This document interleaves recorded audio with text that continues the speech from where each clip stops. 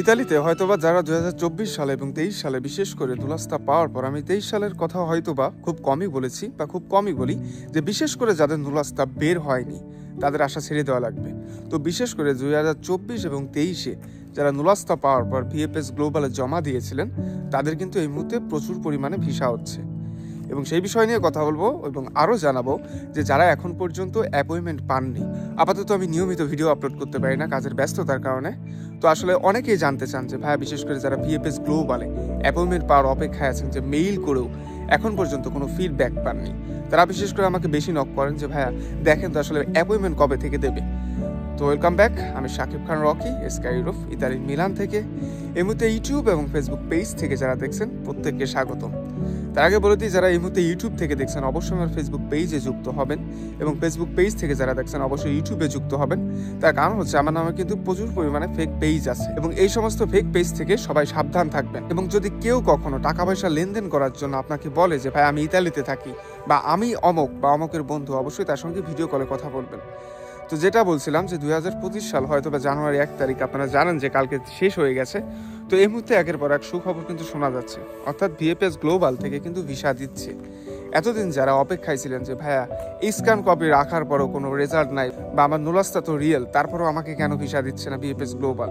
তো তার আগে বলে দিই, আমি কিন্তু একটা কথা বলেছিলাম, যাদের মালিক ভেরিফাইড এবং অরিজিনাল মালিক, অর্থাৎ নুলাস্তা রিয়েল হলে পারে হবে না, অবশ্যই মালিকের যে আপনাদের একটা ডকুমেন্টস সেটা যদি সম্পূর্ণ ফিল আপ থাকে সঠিকভাবে, তবে কিন্তু ভিএফএস গ্লোবাল আপনাদেরকে ভিসা দেবে, ইতালিয়ান এম্বাসি।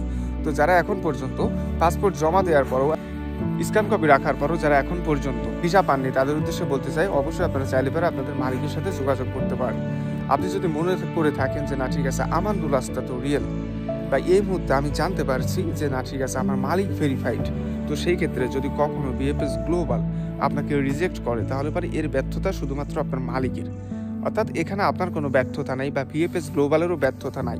অনেক সময় দেখা যায় যে আপনারা পাসপোর্ট বা স্ক্যান কপি জমা রাখার পরেও অটোমেটিক আপনাদেরকে রিটার্ন করায় দিচ্ছে। তো অর্থাৎ এখানে কিন্তু একটা বিষয়ের সমস্যা আছে, সেটি হচ্ছে আপনাকে রিটার্ন করাতেই পারে, ভিএফএস গ্লোবালের অধিকার আছে, বা তারা যদি মনে করে যে না এই ব্যক্তিকে আমি ভিসা দিব না। তো এখানে অবশ্যই আপনার মালিকের যে কার্যক্ষমতা, এটাও কিন্তু একটা দেখার বিষয় আছে, অর্থাৎ মালিকের যেখানে কোনো ঠিক ঠিকানা নাই সেখানে অবশ্যই ভিএফএস গ্লোবাল আপনাদেরকে নুলাস্তা বা ভিসা যাচাই করে দেবে না। তো প্রাথমিক অবস্থায় আমি আবার বলছি যে এখন পর্যন্ত যারা ভিসা পাননি, বিশেষ করে 2025 সালে, তাদের জন্য অবশ্যই একটা সুখবর, অর্থাৎ এই বছর অবশ্যই 100% ভালো একটা নিউজই আপনারা পাবেন। এবং যারা 2025 সালে বিশেষ করে আবেদন করেছেন তাদের উদ্দেশ্যে বলতে চাই, ফেব্রুয়ারিতে যেহেতু ক্লিক ডে, অবশ্যই সিদ্ধান্ত নেওয়ার জন্য অনেক সময় পড়ে আছে। তবে হ্যাঁ, অনেক ধরনের প্রতারক কিন্তু আছে, আমি বারবার বলছি, বিশেষ করে আমার ব্যাপারে আমি সেফটি রাখার জন্য বলছি যে আমার নামে যদি কেউ টাকা দাবি করে অবশ্যই একটু সতর্ক থাকবেন। আমার নামে কেউ টাকা চাইলে পারে অবশ্যই ভিডিও করে কথা বলবেন, কারণ এরকম অনেকেই প্রতারণার শিকার হচ্ছে প্রতিনিয়ত। তো 2025 সালে অবশ্যই যারা ইতালি ভিসার জন্য আবেদন করবেন তাদের জন্য অবশ্যই একটা সম্ভাবনীয় সময়। তো বাদবাকিটা সিদ্ধান্ত আপনাদের। এবার আসা যাক যে অ্যাপয়েন্টমেন্ট নিয়ে, যেহেতু আপনারা জানেন যে ভিএফএস গ্লোবাল থেকে যেহেতু ভিসা দিচ্ছে, তাহলে পরে অ্যাপয়েন্টমেন্টের কী অবস্থা, বিশেষ করে যারা এখন পর্যন্ত মেইল করার পরেও এখনও অ্যাপয়েন্টমেন্ট পাননি, অর্থাৎ ভিএফএস গ্লোবাল যে আপনাকে ডাকবে, তো সেটাও কিন্তু এখন পর্যন্ত হয়নি। তো এটা নিয়ে আসলে আপনারা অনেকেই টেনশনে আছেন, বিশেষ করে 2023 এবং 2024-এ যাদের নুলাস্তা পেয়েছেন। আপনারা জানেন যে অধিকাংশ নুলাস্তায় কিন্তু ফেক যাওয়ার কারণে 2024 সালে পরিস্থিতি সব থেকে বেশি ভয়ানক খারাপ হয়েছে। 2023 সালে কিন্তু এতটা যাচাই বাছাইও করেনি যে মালিক ভেরিফাইড হওয়া লাগবে বা মালিকের কি আছে, এতগুলো কিন্তু কিছুতেই দেখেনি। অথচ 2024 সালে এই বাংলাদেশিদের জন্যই কিন্তু এই অবস্থা বা এই সমস্যা সৃষ্টি হয়েছে, যেহেতু ইতালি আসার পরে কেউ মালিক খুঁজে পায় না। এটা হচ্ছে তার সব থেকে অন্যতম একটা কারণ। তো বিশেষ করে আপনারা যারা ভিএফএস গ্লোবাল অ্যাপয়েন্টমেন্ট পাননি তাদের উদ্দেশ্যে বলতে চাই যে অবশ্যই 100% যেহেতু আপনাদের ভেরিফাইড না হওয়া পর্যন্ত, অর্থাৎ আপনারা জানেন যে একের পর এক নুলাস্তা, মানে আমার মনে হয় যে 25% হয়তো বা চান্স পাচ্ছে, ভিসা পাচ্ছে, আর কিন্তু বাদবাকিগুলো অধিকাংশ ক্ষেত্রে রিজেক্ট হয়ে যাচ্ছে।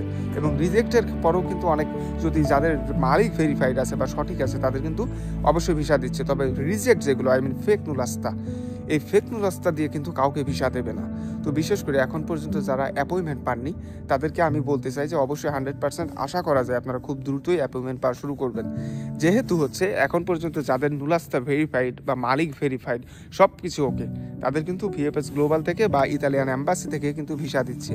তো এই মুহূর্তে যদি আপনি এখন পর্যন্ত অ্যাপয়েন্টমেন্ট না পেয়ে থাকেন তাহলে পরে আমি বলবো যে একটু অপেক্ষা করেন। বিশেষ করে যারা নুলাস্তার জন্য রিয়েল নুলাস্তা বা মেইল করেছেন ভিএফএস গ্লোবালে যে আমি অ্যাপয়েন্টমেন্ট চাই বা আমি ভিসা চাই, তো তাদেরকে উদ্দেশ্যে বলতে চাই যে অবশ্যই একটু অপেক্ষা করুন। তার কারণ হচ্ছে সবেমাত্র ভিসা দেওয়া শুরু হয়েছে। অবশ্যই যাচাই বাছাই প্রক্রিয়া আস্তে আস্তে যখন শেষ পর্যায়ে বা নিচের দিকে আসবে আস্তে আস্তে, তখন কিন্তু আপনাদেরকে অ্যাপয়েন্টমেন্টের জন্য অবশ্যই ডাকবে। তো এখন পর্যন্ত আমি এমন কোনো নিউজ পাইনি যে অ্যাভেলেবেল অ্যাপয়েন্টমেন্ট পাচ্ছে, এটা বলে দিচ্ছি। কারণ অনেকেই বলেন আমাকে যে ভাই অ্যাপয়েন্টমেন্ট নাকি শুরু হয়েছে, অনেকে অ্যাপয়েন্টমেন্ট পাচ্ছে। তো এরকম কোনো নিউজ আমার কাছে আসেনি যে অ্যাভেলেবেল অ্যাপয়েন্টমেন্ট পাচ্ছে। অর্থাৎ হচ্ছে হয়তো বা 1 জন 2 জন 3 জন 5 জন 10 জন এরকমও হইতে পারে। এখন পর্যন্ত যারা অ্যাপয়েন্টমেন্ট পাননি অবশ্যই তারা অপেক্ষা করুন। এবং যারা 2025 সালের ফেব্রুয়ারিতে ক্লিক ডেতে অংশ নিতে যাচ্ছেন তাদের উদ্দেশ্যে বলতে চাই সতর্কতার কোনো বিকল্প নেই। ধন্যবাদ, ভালো থাকবেন সবাই, দেখা হবে নতুন কোনো ভিডিওতে।